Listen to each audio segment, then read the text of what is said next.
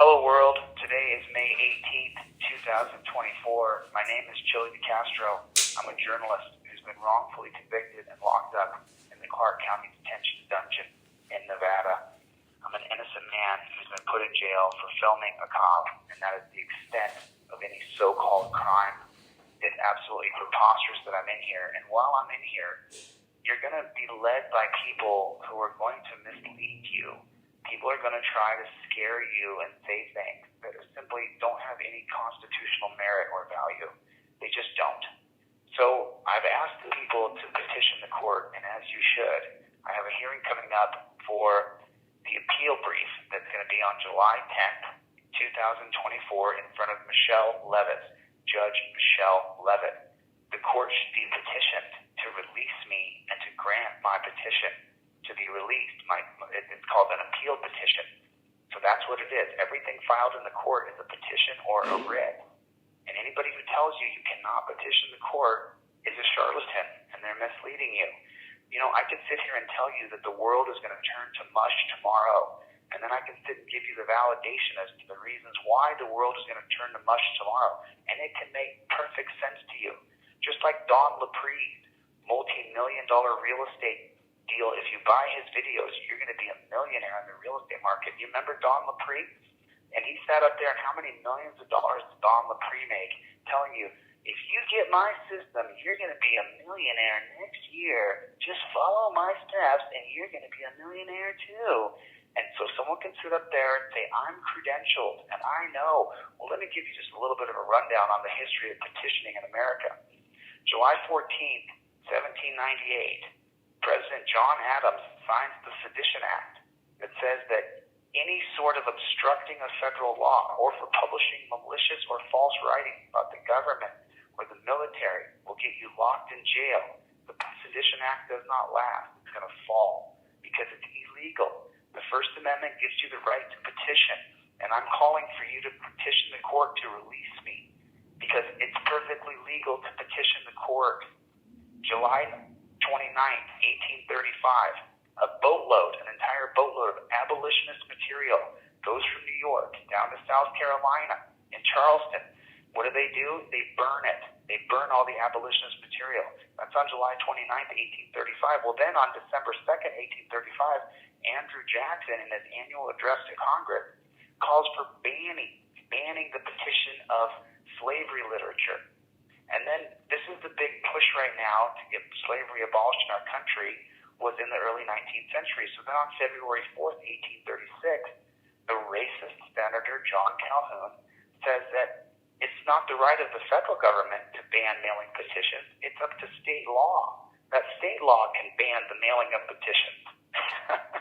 This is the history of petitioning, and it's just not true. Then on March 9th, 1836, after two anti-slavery petitions are submitted to the Senate, John Calhoun from South Carolina, he proposes banning petitions about anti-slavery from the Senate from now and forever.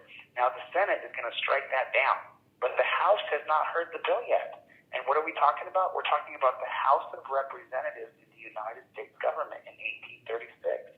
Half of them are attorneys.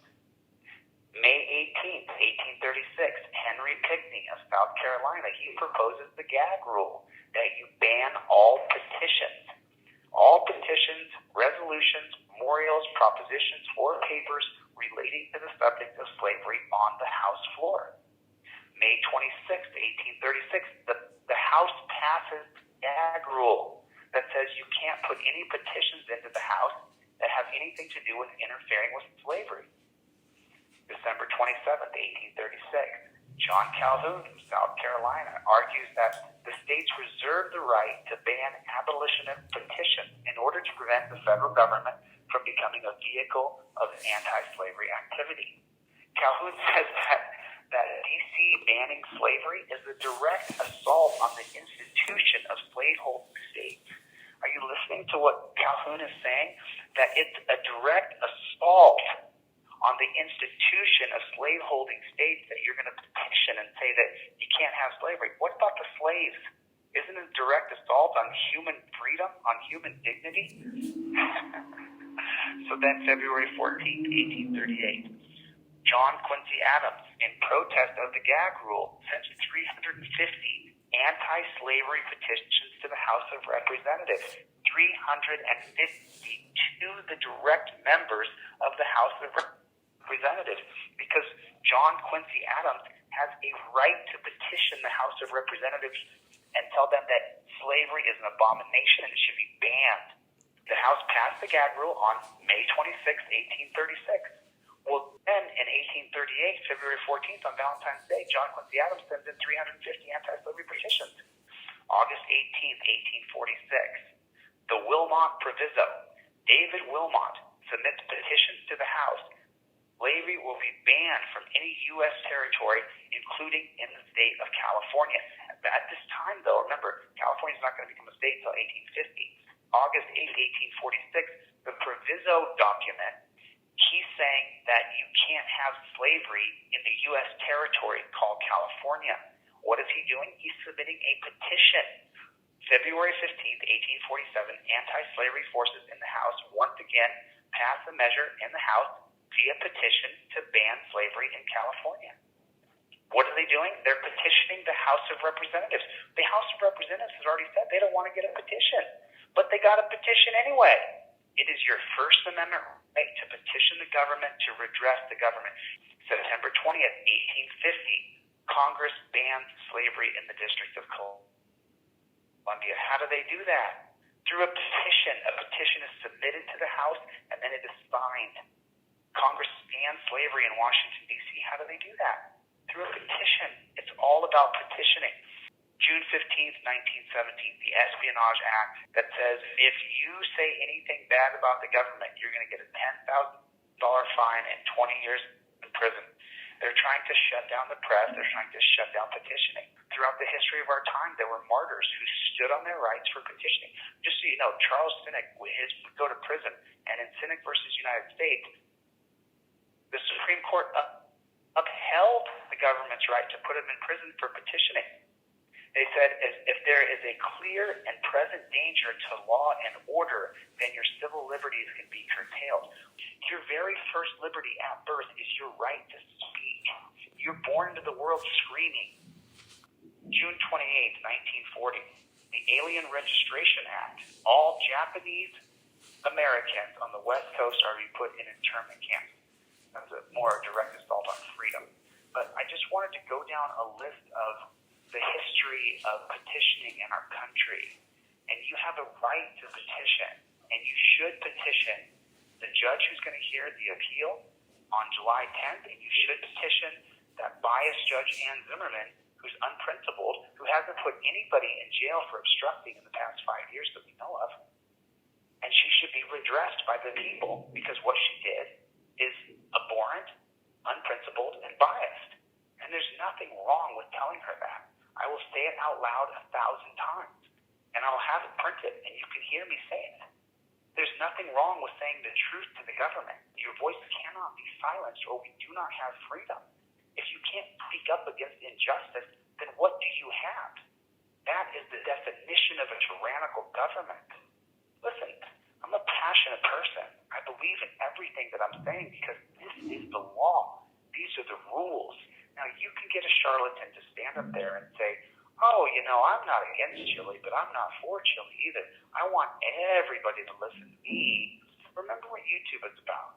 Views, likes, and comments.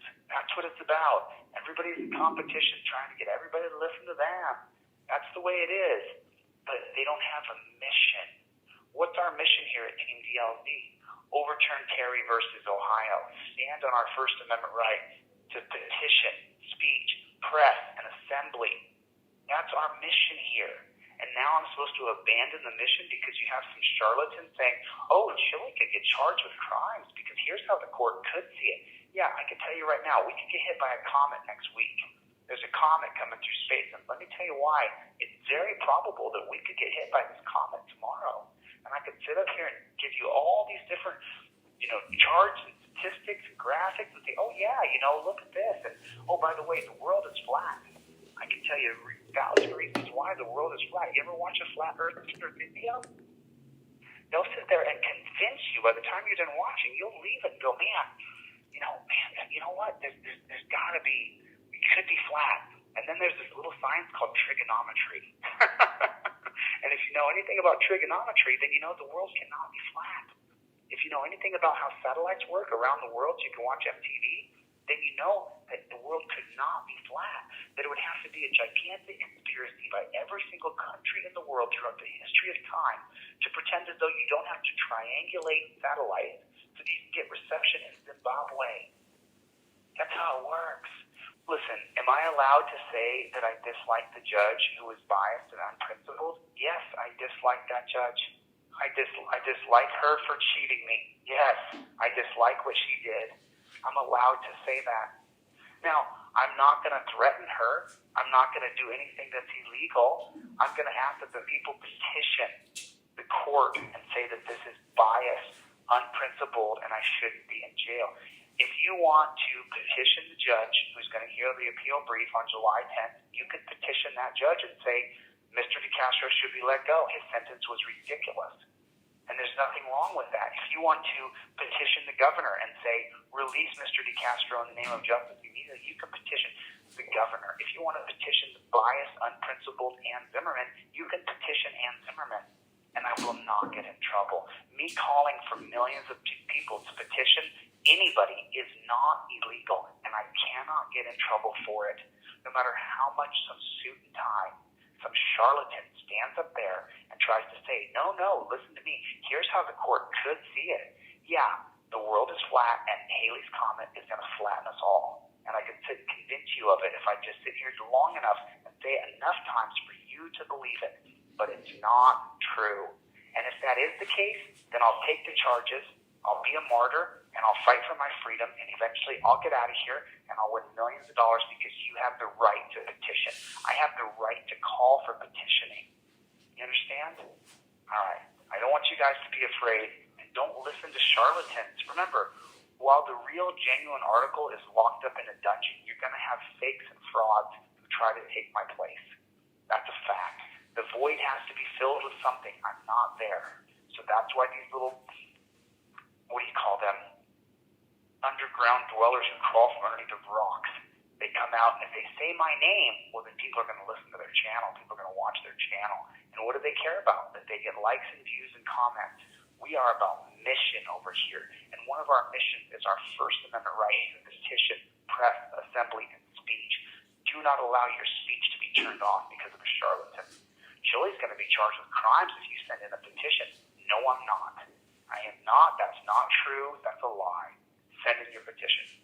Thanks for supporting me and getting me through it. And I only have 50 days, a little more than 50 days until the appeal brief is going to be heard in front of Michelle Levitt. You should petition the court and say that I should be released and that my appeal brief should go through and the case should be overturned and that you're a concerned citizen. And there's nothing wrong with that. It's not illegal, and I'm not going to get in trouble for it. It's just not going to happen. So, and if it does happen, then we'll deal with it. But I'm not going to shut off my speech, and I'm not going to shut off my right to petition to redress government. And you should not either. No matter who tells you they know better, they don't. All right? I got to go. Thanks for listening. I'll see you guys on the next one. Love you. Later, Gators.